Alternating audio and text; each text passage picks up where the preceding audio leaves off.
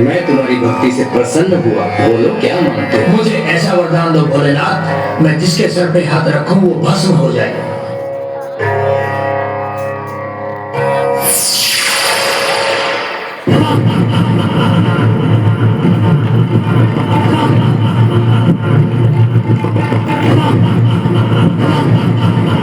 रक्षा करे भोलेनाथ, रक्षा करे भोलेनाथ, रक्षा करे भोलेनाथ, रक्षा करे। क्या हुआ नारद? इतने व्यग्र क्यों रहे? ये सब आप ही की कृपा का दुष्परिणाम है भोलेनाथ। तो क्या अब हमारी कृपा से दुष्परिणाम भी होते? अवश्य होते हैं, हुए हैं और हो रहे हैं भोलेनाथ। अयोग्य और दुष्ट प्राणी को यदि ऐसे पद, अधिकार और सुविधाएं दी जाए जिसके वो योग्य ही नहीं है, तो क्या वो उसका दुरुपयोग नहीं करेगा भोलेनाथ? और फिर उसके दुष्परिणाम नहीं होंगे?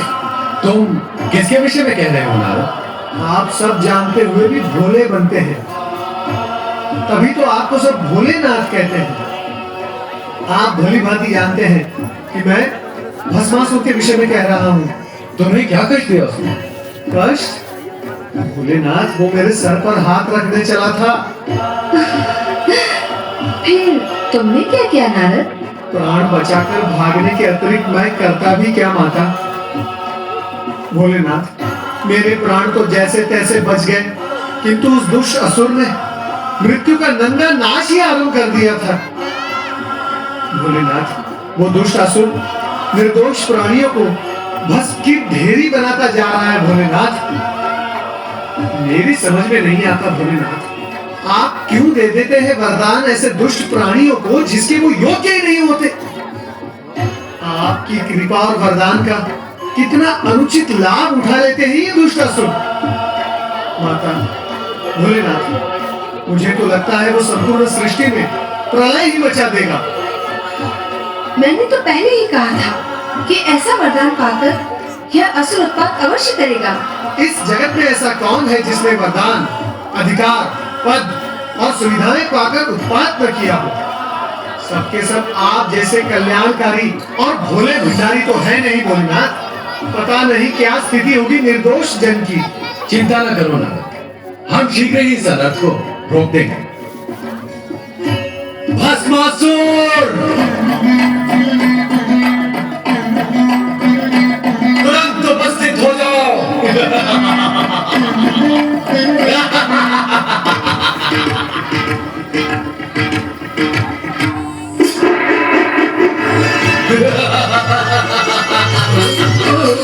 हे शिव शंकर, आपके दिए हुए वरदान का प्रयोग करके अत्यंत सुख की प्राप्ति हो रही है।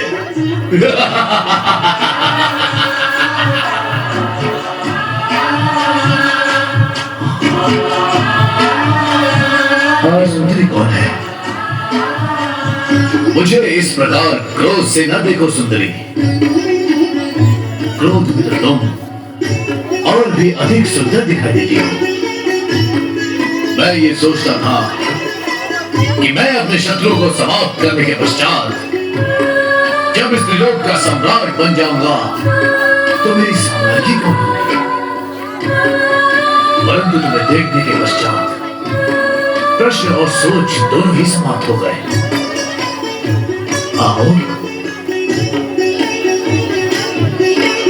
मेरे पास आओ।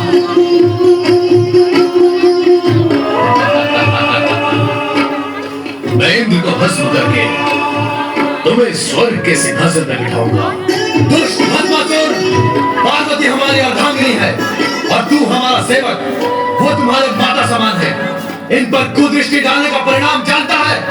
हम तुम्हें इसी समय भस्म कर देंगे। भस्म करने का काम जब तुम करते थे वो युग गया भस्मधारी। अब भस्म करने का कार्य मैं करता हूं। मैं इससे पहले कि तुम मुझे भस्म करो, मैं ही तुम्हें भस्म करके इस सुंदरी को अपना बना लेता हूं। वही रुक जा दुष्ट, प्रभु अपनी रक्षा करे। भाग जाए यहाँ से, भाग जाए प्रभु।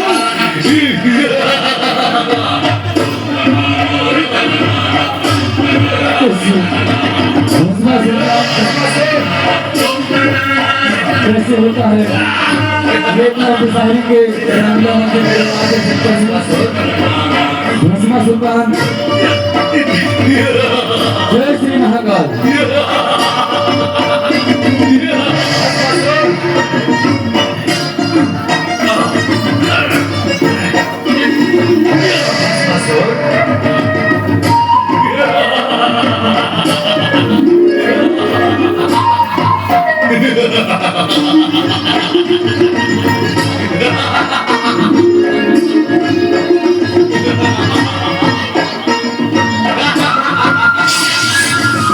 नारायण नारायण। अयोग्य प्राणी को अधिक अधिकार देने का परिणाम सदा दुखदायी होता है। देवेश्वर, आप इसे वरदान पाया है और अब आप ही को भस्म करने पर तुला हुआ है ये दुष्ट प्राणी। नारायण नारायण।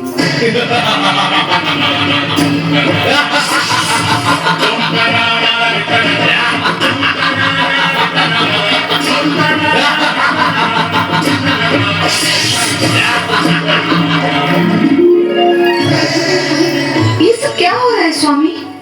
कहाँ क्या हो रहा है देवी? तीनों लोगों का स्वामी एक दुष्ट, बुद्धिहीन, दुराचारी असुर के सम्मुख इतना विवश, असहाय और पौरुषहीन हो गया है। समय की बलिहारी है देवी, समय की बलिहारी है। हाँ स्वामी, देख रही हूँ समय से हारे हुए बल को, किंतु अब आपकी ये दशा मुझे देखी नहीं जाती। तो देवी हमें क्या अपनी स्थिति प्रिय लगती है? हम इस अपनी स्थिति से स्वयं ऊब चुके हैं। तो फिर विराम क्यों नहीं लगा देते इस स्थिति पर? नहीं, हम अभी ऐसा नहीं कर सकते। ना सही, मैं तो कर सकती हूँ। आप मुझे आज्ञा दें, मैं शक्ति रूप धारण कर उस दुष्ट भस्मासुर को एक क्षण में ही समाप्त कर दूंगी। तुम यदि ऐसा कर दोगी तो हमारे वरदान का क्या होगा जो हमने भस्मासुर को दिया है कि उसे कोई भी नहीं मार सकेगा।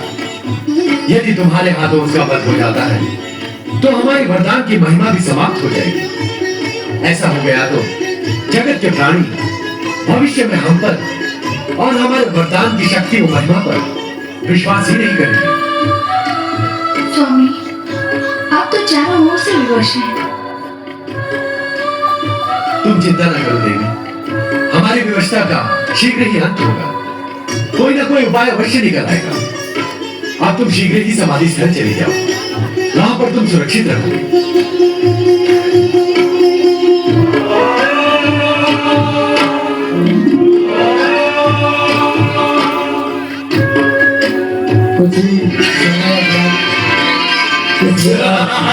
कहाँ है शिव शंकर? कहाँ है महादेव?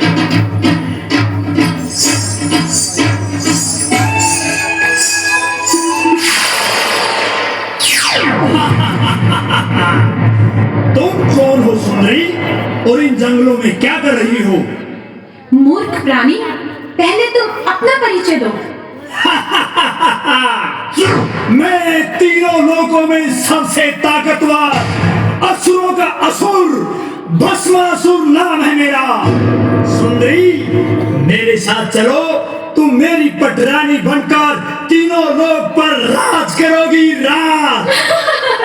इधर देखो बरकाई भस्मासुर,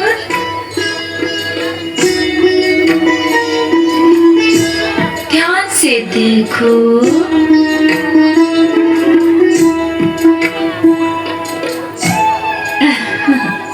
अंत दृष्टि से देखोगे तो मैं तुम्हें पार्वती से अधिक सुंदर दिखाई दूंगी। भस्मासुर को दंत कैसे होता है? त्रिभुवन मोहिनी ये मन मां शैली के द्वारा आपको इस मन पर देखने को मिलेगा। रूप और सुंदरता में मेरी बराबरी करने वाली अन्य कोई सुंदरी इस जगत में नहीं है। मुझे अपनी महारानी बनाकर जगत का सर्वोत्तम सुख भोगो भस्मासुर। मुझसे विवाह करके भस्म करने के इस झंझट से सदा के लिए मुक्त हो जाओ। तुम तो अरबम सुंदरी हो। मैं तुमसे अवश्य विवाह करूंगा, इसी समय विवाह करूंगा। मैं भी यही चाहती हूँ और तुम भी यही चाहते हो, फिर विवाह में विलंब क्यों? विलंब तो तुम कर रही हो सुंदरी, मैं तो तुम्हें पाने के लिए आतुर हूँ। चलो विवाह करें। तनिक रुको भस्मासुर। हमारी कुलरीति ये है कि विवाह से पूर्व अपने कुल देवता के सम्मुख नृत्य गान करके उन्हें प्रसन्न करना पड़ता है, नहीं तो कुल देवता रुष्ट हो जाते हैं और विवाहित जीवन संकट में पड़ जाता है। नहीं नहीं, हमें संकट में नहीं पड़ना है। हम असुर तो दूसरों को संकट में डालते हैं। बताओ कौन है तुम्हारे कुल देवता और नृत्य कहाँ करना है सुंदरी? आओ।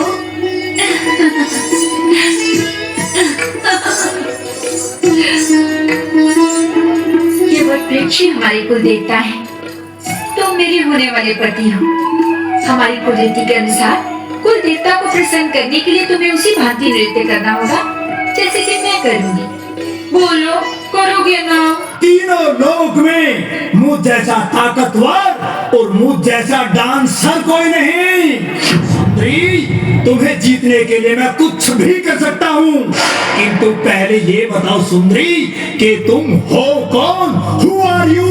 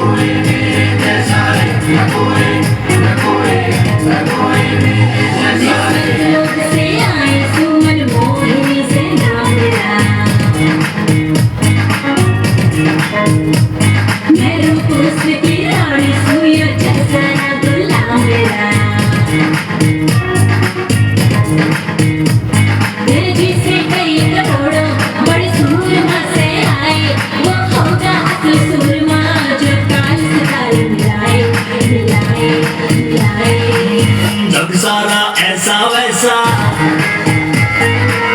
ना कोई मेरे जैसा, सारा ऐसा वैसा ना कोई मेरे जैसा, रूप वाला ना कोई मेरे जैसा, कोई बंसाली ना कोई मेरे जैसा। जिस पर मैं हाथ गिरा दूं उसकी मैं लाश गिरा दूं, सोने छोरी एक बार तू कर दे इशारा, तू टकरे आड़ी ना कोई मेरे जैसा।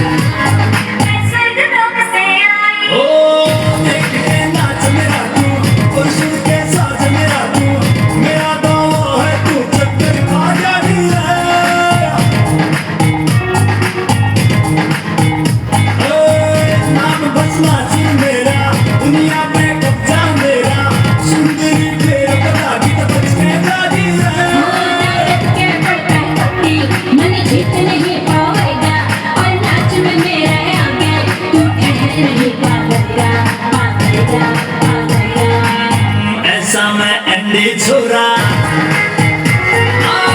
देख तो मेरा छोरा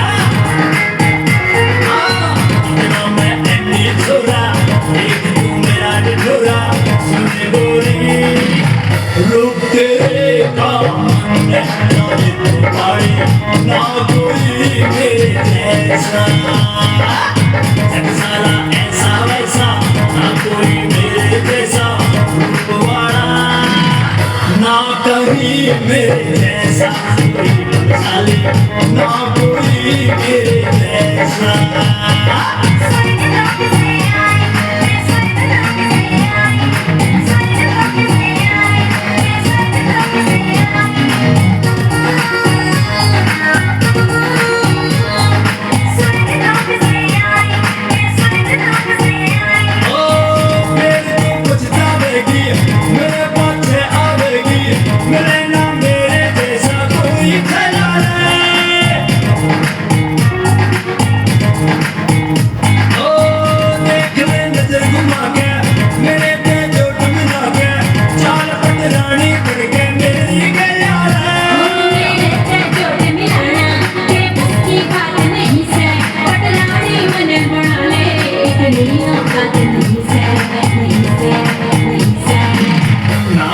नाक चढ़ावे